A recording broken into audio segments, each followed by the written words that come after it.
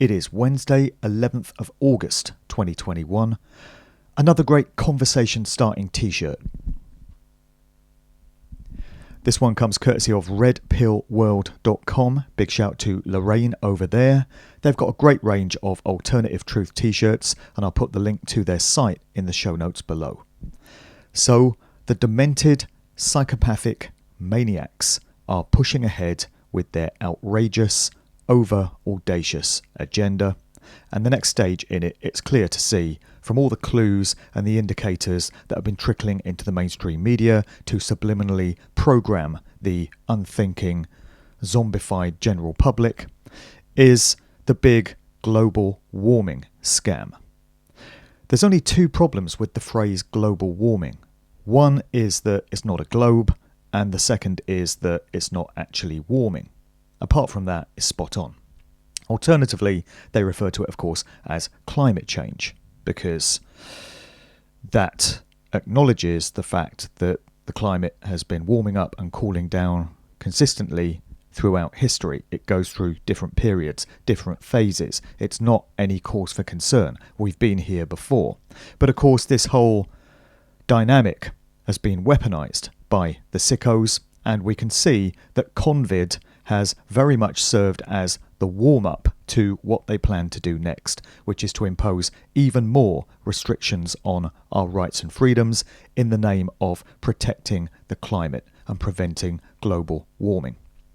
However, they're not out of the woods yet with COVID. More and more aspects of this monumental hoax are getting exposed by the day.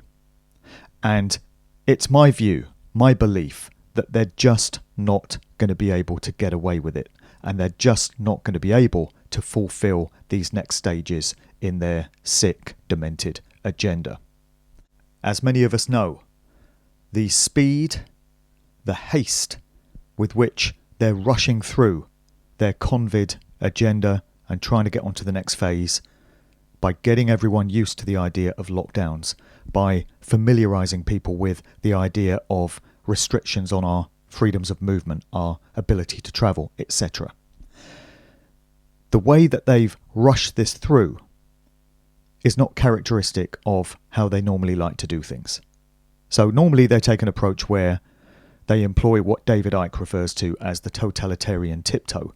They do things in small, incremental steps, hoping that those who aren't really paying attention, who are diverted by TV programs and paying the mortgage and their jobs and the football and all this stuff, they won't notice all these major changes to society because they're happening very slowly. And 10 years later, you can look back and you can think, wow, how did my life change so much? How did society change so much? They didn't notice because it was done slyly, under the radar. But they're not doing that with this one. They are rushing everything through, and it does indicate desperation and sheer panic and fear that they just don't have the time that they once hoped they would. They had planned to roll out this agenda over the next 9 years, starting 2020, ending 2030, in line with the United Nations Agenda 2030. They've rolled out about 10 years worth of tyranny and dystopia in under a year and a half. So this can be taken as a positive sign because it is going to expose them. There's no way they can keep these lies and these deceptions up long term. I've said this before. Yes, it's taken a long time. It's frustrating. It frustrates the hell out of me. I would like it done yesterday. But however long it takes, they're just not going to be able to get away with this long term, and it is going to get exposed. And can you imagine when it does? When the general public, the people, the masses, finally get all the proof and all the evidence that they could ever need that they've been monumentally hoaxed. Just imagine how they're going to feel. The animosity that they're going to have towards all of those who were complicit in helping this scam be perpetuated. So I'm talking all the treasonous MPs, the politicians, they're the obvious ones. But what about all the doctors? All the doctors that must have known that this was an agenda. that the whole COVID scam was all about trying to get as many people as possible to take the V, and doctors being financially incentivized to roll out the V. Imagine what the public are going to feel towards their friendly local GP. All the big pharma representatives, all these people that work for Pfizer and Moderna, AstraZeneca, all the rest of them, how are people going to feel towards them? What about the police? The police that were complicit in enforcing these absolutely outrageous impositions on our rights and freedoms, enforcing communistic tyranny. How are people going to feel towards their local police officers then? How are people going to feel towards the judiciary? You know, judges and everyone who's a part of the court system that allowed all this so-called legislation, all these so-called rules and regulations to be pushed through. And how are people going to feel towards all the treacherous, pathetic celebrities, famous people of all types, whether it's musicians, whether it's Hollywood actors, whether it's sports people, whether it's supermodels, whether it's so-called reality TV stars, TV presenters, mainstream news journalists that have been pushing the agenda and shamefully trying to coerce their fan base into being genocided. Let's call it out as it is. Trying to persuade the people that have put them on that public pedestal and enabled them to stay there and maintain their fame and fortune and their celebrity lifestyles. The very people that have enabled that by becoming their fans, by supporting them. These so-called celebrities are now trying to coerce these very people into a decision that could cost them their lives. And if it doesn't cost them their lives, it could cost them their health for the rest of their days. Just this week, we had a story in Mixmag, the dance music magazine, about Carl Cox, the superstar DJ, you know, household name, A-list, dance house music DJ, fronting a campaign to try and encourage his fan base, clubbers basically, dance music fans, to take the V. It's shameful.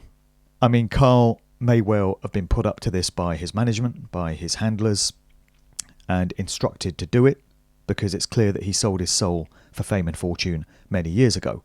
Quite simply, he would not have attained his household name position if he hadn't. But Carl's probably thinking to himself, if everyone can get V'd, then the club scene can get back to normal as quickly as possible, because we've had a second summer in Ibiza destroyed now, a second summer season. Many of the super clubs in Ibiza are not going to be able to ride this storm. They're not going to be able to survive. They won't be there in 2022. They're not going to be able to withstand 2 summers of no income, no trade. Some of the bars might survive, some of the smaller ones, some of the smaller clubs, but many of these clubs are going to be gone, and not just in Ibiza, all around the world, particularly all over Europe. So Carl's probably thinking to himself, well, the way to get back on track, the way for me to be able to get out on tour and do my club gigs again because I've been missing income, the way for me to achieve that is if everyone else goes out and takes the V. So I'll encourage that. I'll front up this campaign. I did an interview the other week with Danny Rampling, which many listeners may have heard. And Danny is a very rare entity. He's a household name DJ, a famous name, who has actually shown himself to be capable of critical thinking and of doing his own research. So Danny knows what the agenda is here.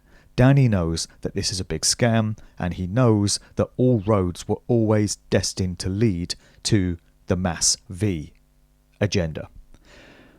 Now, he found out all that stuff for himself by doing research for himself on the internet. So if he was able to discover what Klaus Schwab at the WEF wants to achieve with his Great Reset, the true nature of Bill Gates being a genocidal eugenicist and not just some nerdy computer software guy. If Danny was able to discover all this stuff for himself, then Carl was too. And everyone else in the dance music field and everyone else in every other field was able to discover this stuff for themselves. All they needed was the will to do it, a mind capable of critical thought, and an internet connection. So there really is no excuse. And none of these people that have been helping push this agenda of genocide are going to have any kind of excuse. None of them are going to be able to legitimately make the claim that they didn't know what was going on. It's no excuse. If you didn't know, why didn't you know? Why didn't you look into it? Why didn't you pay attention? Why didn't you turn the goddamn television off and start looking into things for yourself, making your own mind up instead of having it made up for you by social engineers and behavioural psychologists? There is no excuse, and there will be no excuse. And when the general public en masse find out how monumentally they've been lied to and how many of their favourite household names have been complicit in the scam, in coercing them towards genocide and potentially maiming themselves for life, imagine what the reaction is going to be then. My mind goes back to a DJ friend of mine many years ago who had a family member who unfortunately contracted cancer. And a few people on this guy's Facebook page were posting comments about how there are alternative cures available for cancer, which are suppressed by the cancer industry, an aspect of Big Pharma. Because, of course, this industry wants an ongoing customer base of cancer patients. They survive on that basis. Salaries and pension plans are awarded on that basis. The last thing this industry and those that populate it ever want is news of alternative cures for cancer, which are effective and they are out there, becoming widespread knowledge. So a few people had posted this on this guy's Facebook page, and he came back with a comment saying, "I hope I don't find out this is true," meaning I've been lied to by my doctors, by the cancer industry. "I hope I don't find out that there really are natural, holistic cures for cancer that have been suppressed, and that my family member is dying needlessly, because I'm going to be fucking angry if that turns out to be the case." And I think his reaction is indicative of what the reaction is going to be en masse when people find out that this whole thing, this whole shit show, has been a massive scam, designed, as I said earlier, to lead things on to the next stage, which will be even more extreme in the name of so-called climate change. There were 3 very potent comments left on one of my YouTube threads just recently, and I wanted to read out these comments because they really do make the point. So, one person posted, "The celebrities that have pushed this narrative or have stood silent on the sidelines will never be forgiven by the people when the truth comes out." I wonder how many of them have considered this. How many of them have thought about what would actually happen to their careers should their duplicity be discovered. Some of them might be dumb and naive enough to have bought into the official agenda. I acknowledge that. Celebrities aren't necessarily the brightest, especially reality show TV celebrities. But the vast majority will be aware that there is an agenda here, particularly those at the top of the pecking order. I'm talking about the Sirs. Sir Elton John, who took part in a V commercial with Sir Michael Caine. Sir Paul McCartney, who's been pushing the same ideas. Sir Mick Jagger. You know, all these Sirs, all these CBEs, all these MBEs. Apart from Sir Van Morrison, honourable exception.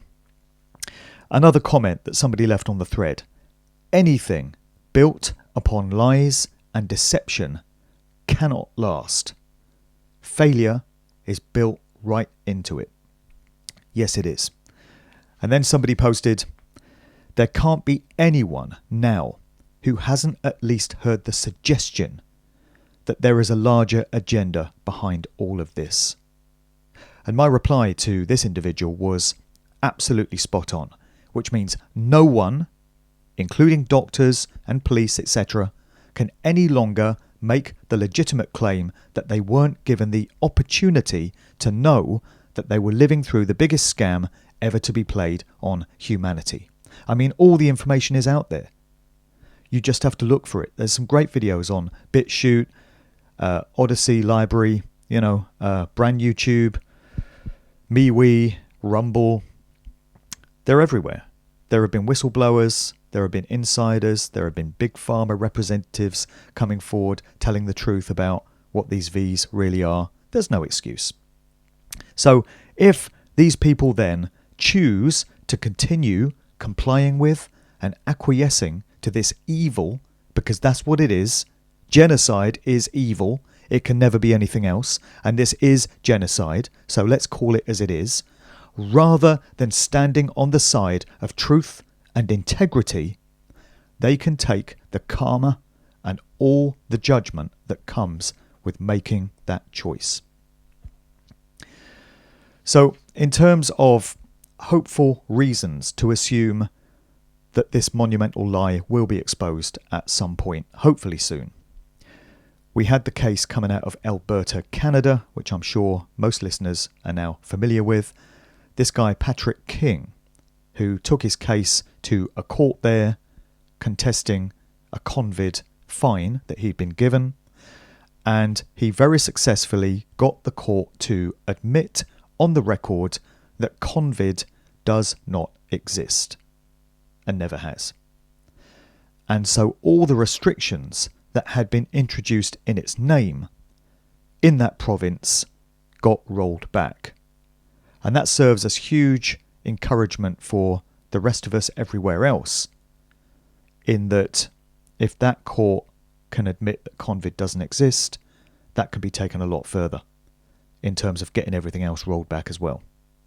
So I get emails daily from people saying, I feel so powerless, I want to do something, I want to contribute in some way, but I just don't know what I can do. Well, here's their chance. Everyone needs to write to their MP, their chief of police, and the head of their local medical practice, pointing out this fact that convid has been admitted to not exist by this court in Canada. And even if their correspondence gets largely ignored, at least they will have let it be known that large numbers of people, a hugely growing number of us, know that this whole thing has been a massive scam. And there's more and more coming on board every day. And none of these people that you'll be writing to can any longer plead ignorance and claim they were never given the opportunity to know. And if they continue to reinforce and prop up the official narrative when they've been directly presented with alternative evidence that flies in the face of the official narrative, again, they can take all the judgment that is involved with choosing to take that stance. I have quite a sizable audience now. I'm up to 58,000 subscribers on my YouTube. Many more people, of course, will watch the videos that don't actually subscribe. So I think a good few thousand people could be urged to take this action. You know, with this Patrick King case in Canada, it would be frustrating as hell, now that this breakthrough has been made, to watch it all just fizzle out and come to nothing, as so many other things have. There have been so many situations along the way, along this difficult, arduous path of the past 18 months, that have filled us with hope and optimism, and we thought maybe at last the tide is turning. Maybe this is the one that's going to be a game changer. And they've all fizzled out and just come to nothing. We can't allow that to be the case with this one. It's the best chance we've ever had. Let's not squander it. Let's not waste it. Another thing that needs to happen, in my view, thinking about these protest events in London, is the action really does need to move away from the puppets, the politicians, Parliament, Downing Street, Trafalgar Square, to the puppet masters who are really pulling the strings of this whole agenda. So I'm talking about these behavioural scientists, these psychologists, these anthropologists, these social engineers who are telling the government of the UK and other nations what to do, what to say, to mind control, propagandise and confuse the hell out of the general public. So I'm talking those sick, psychopathic maniacs who populate SAGE, the SAGE group, who have been really driving this narrative. It wouldn't surprise me if the whole COVID thing has been driven from London and rolled out through the rest of the world. I suspect it has, because mind control was perfected in that city. And then when it's not SAGE, you've got the Behavioural Insights Team, BIT, the Nudge Unit, and of course you've got Tavistock, the masters of mind manipulation for decades and decades and decades. Many listeners probably saw the interview with Susan Mickey, if that's how you pronounce her name, of SAGE the other week on TV, where she was laughing like a mindless sociopath about how the general public should be coerced into wearing face masks in public forever. It should never stop, according to her. And she couldn't stop laughing about it. So that's an insight into the mindset of these sickos who are really driving the agenda. So I think the action needs to move to outside SAGE headquarters. Wouldn't that be a game changer? A few 100,000 people outside SAGE, not on a weekend, not on a Saturday, but on a weekday when they're all in the office. That would send a very clear direct message to these sick bastards, wouldn't it? And I would like to make the suggestion to anyone watching who might be involved in organising any of these events that that would be a very effective way to move things forward on that front, before they get the chance to gear up to the next stage in the big scam, which is of course the global warming agenda. Big thanks to everyone who took part in the 8-8 Lionsgate portal meditation last Sunday on the 8th of August. Lots of great feedback once again from people who took part and who have reported that the energy they felt was very palpable, was very real. Some great experiences were undergone. And so I want to thank everyone for their part in that. I suspect tens of thousands, if not hundreds of thousands of people were all pooling their intent at that time. 888. Very powerful numbers, very powerful time as well. So many astrologers and psychic types tell me. You know, these meditations can't fail to be having an effect. And of course, our opponents, our adversaries employ these kind of rituals all the time to try and enhance evil and darkness and everything that they stand for. We need to be doing the same for light and good and truth and freedom. There's many more of us than there are of them, as we well know. And these processes are very powerful. So let's do another one for 99999. I don't know if I'll go beyond that with 1010 because it's starting to get a bit late in the evening for many people at 10 p.m, so they've reported to me. But certainly for the 9th of September, we're going to do a 9-9 mass meditation in the same spirit as the last three. And I'll do another video leading up to that to remind everyone to be a part of it. I posted a great podcast chat just yesterday with a guy named Peter Stone of the Sovereign Project. It's already had a very encouraging, very positive response.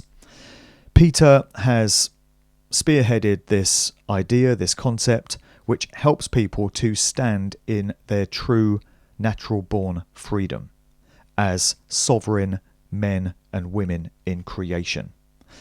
And that podcast was full of great information, advising people on the difference between legal and lawful, and what an absolute scam, once again, the entire so-called legal system is, and all the governmental so-called rules and regulations, how fraudulent all of that setup really is, and how you can counter it, and how you can win back true rights and freedom for yourself if you understand your own power, literally stand under it. So if people haven't heard that interview, I'm sure they'll find a lot of value in it. That's right here on the YouTube, it's on the BitChute, and it's also on my Spreaker as an audio podcast. I want to mention some upcoming events just before I go to the mailbag. I've got a fair few correspondences to read out there, but I do want to announce a few events that I'm going to be involved with in the coming weeks. It's going to be great to get back out on the road and do a few of these. I've certainly missed them. It's been a very difficult past year and a half. All of our worlds, all of our existences have been turned upside down. For me personally, I've really missed not going out there to do talks and DJ sets, but there's a few of those coming up. So Saturday 28th of August, there is another big protest freedom rally, call it what you will, in London, and there's going to be an after party organised for that. I don't have any further details presently, but I'll announce them as soon as I do, very close to the date, I suspect. And I've been invited to DJ at the after party to that. So I'm going to be doing a Soulful House uplifting set on Saturday 28th of August, somewhere in London, to be advised. The following day, Sunday 29th of August, I'm going to be doing a presentation based around my upcoming book, Musical Truth Volume 3. This will be the first time I've presented some of the information that's going to be included in that book. This is happening at a private gathering in Hawley, Surrey. So this is just kind of for those in the know. It's a little private closed group, but for those that will be present at that event, I look forward to seeing you there. Then the following weekend, Saturday the 4th of September, I'm going to be at a mini freedom festival taking place at Eva's Retreat at this place in Wales, which I probably shouldn't attempt to pronounce. The way it's written, it looks like Blaenpulf. It's somewhere near Aberystwyth anyway, on the west coast of Wales. So I'm looking forward to doing a talk and also a DJ set at that one. That's taking place over the weekend of Friday 3rd to Sunday the 5th of September. Look forward to seeing a few people at that one. Then a couple of weeks later, on Saturday the 18th of September, I'm going to be doing a talk and a DJ set once again at a freedom conference taking place in Forest Row in East Sussex. The following weekend, again on from that, I'm going to be involved in a festival called Cymera. Now, this should have happened earlier in the summer, and it had to be cancelled in light of the changing so-called rules and regulations about big gatherings. So the organisers of this have regrouped, and they're doing this festival on the last weekend of September. So I think it runs for about 6 days in total, but it's based around the weekend of Friday 24th, Saturday 25th, Sunday 26th of September. On Friday the 24th, I'm going to be doing a Soulful House DJ set, very much in the spirit of the Sound of Now weekly music show that I put out as a podcast. So this is the Cymera Festival. For the most part, it's all about Psy-Trance. Most of the rest of the event includes Psy-Trance DJs and associated genres. But my thing is going to be Soulful House.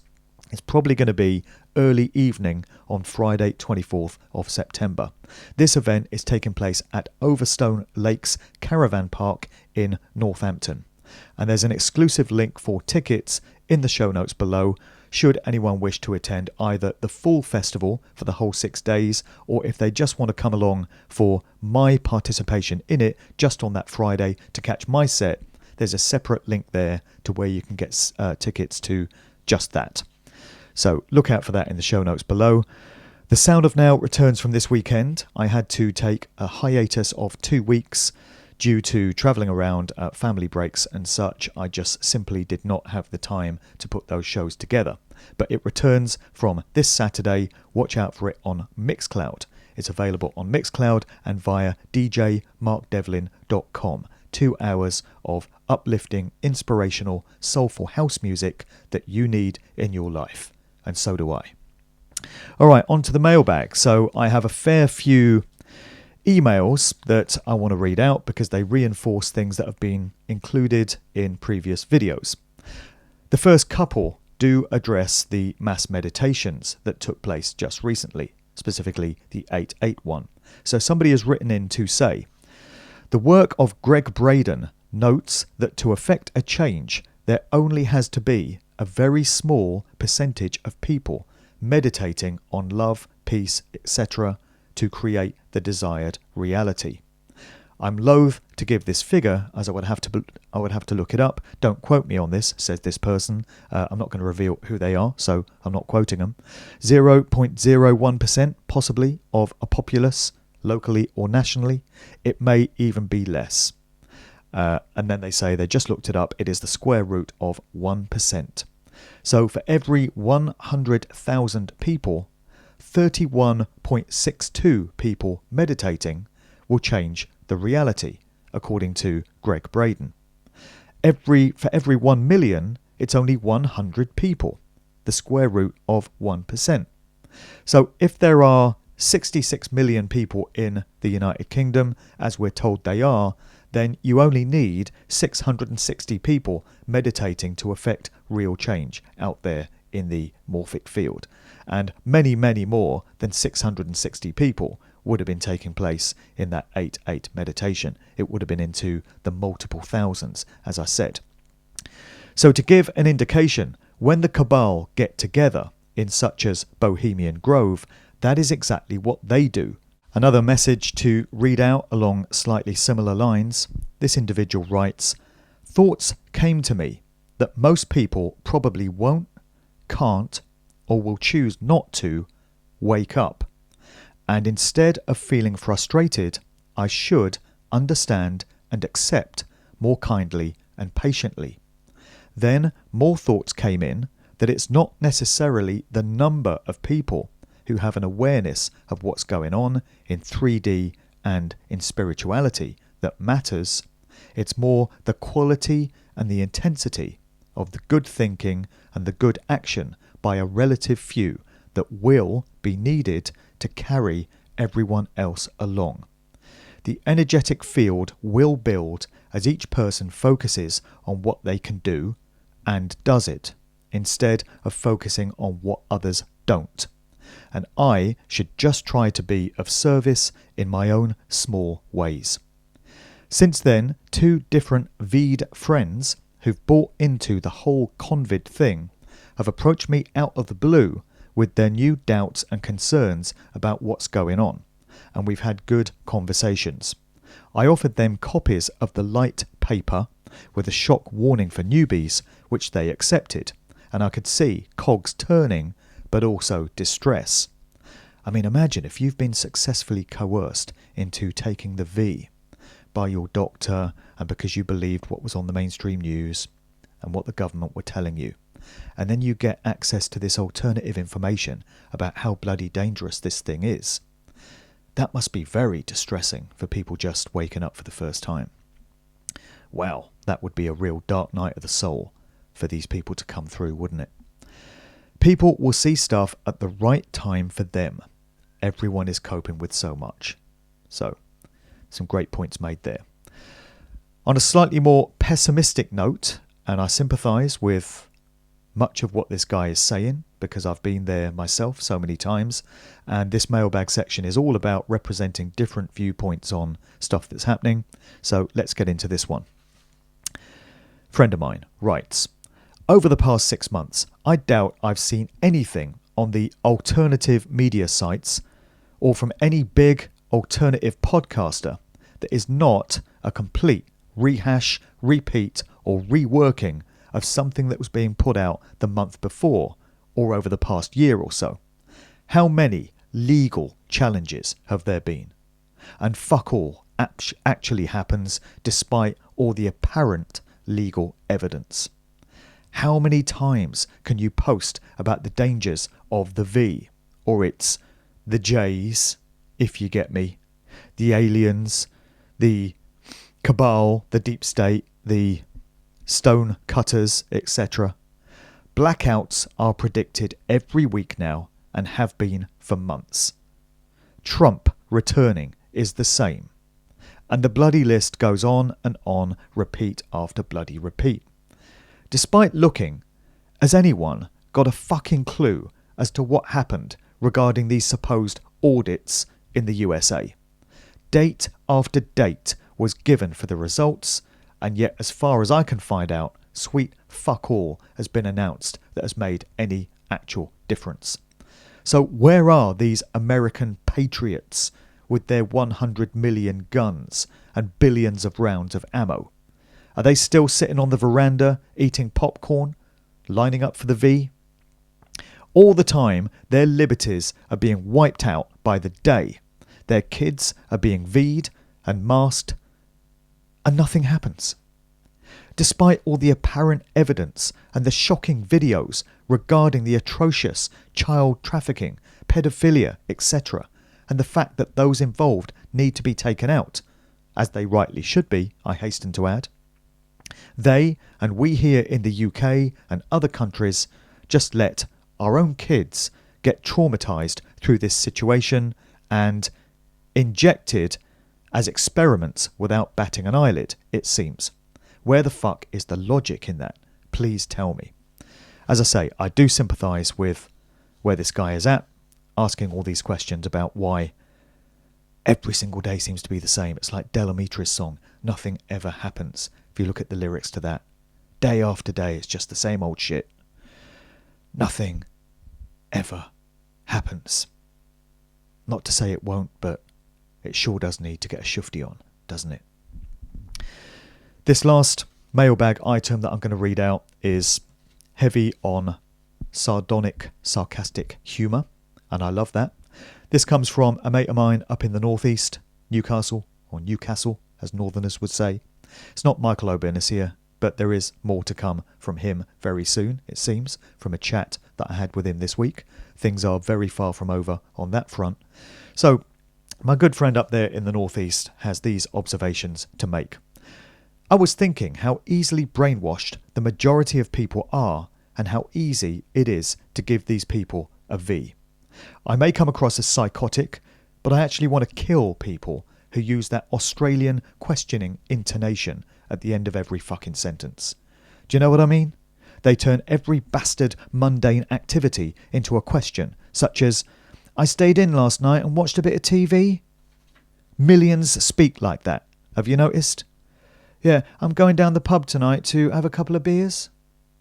It's now replacing regional accents, and every conversation becomes an accidental inquisition.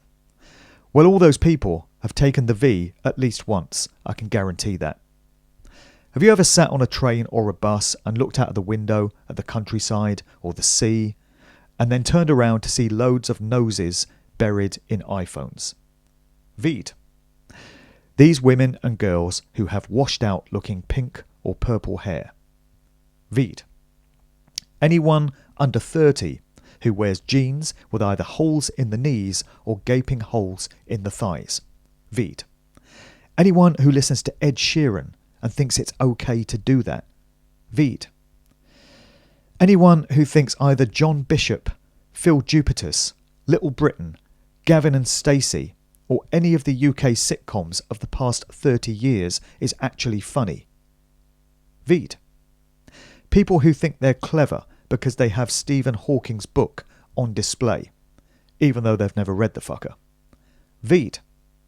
All those smug climate twats who have solar panels, but also 2 cars per family. V'd. The kamikaze pedestrians who leap off pavements into roads in order to obey government convid guidelines when faced with another pedestrian. V'd. A bit of a generalisation, but all of the above are liberal lefties to the core. One more. Those idle, gormless tossers who can't so much as open a tin of beans and have to get every meal delivered by a Somali on a scooter. Mostly students, but no wonder everyone is fat these days. Feeling this guy. Last 2, I super promise. That's another observation. People that put super at the beginning of every word. You know, I'm super excited. I'm super disappointed, whatever it may be. Those people who refer to males and females collectively as guys. I hear these stupid brain-dead liberal parents calling their children, come on guys. Docile people who will brag about their V's and about how they're keeping everyone safe, especially their guys. Last but not least, and these are possibly up there with the worst of the brain-dead sheep, and I'm talking about the tattooed. They were getting primed for being chipped and pinned a long time before the other sheep.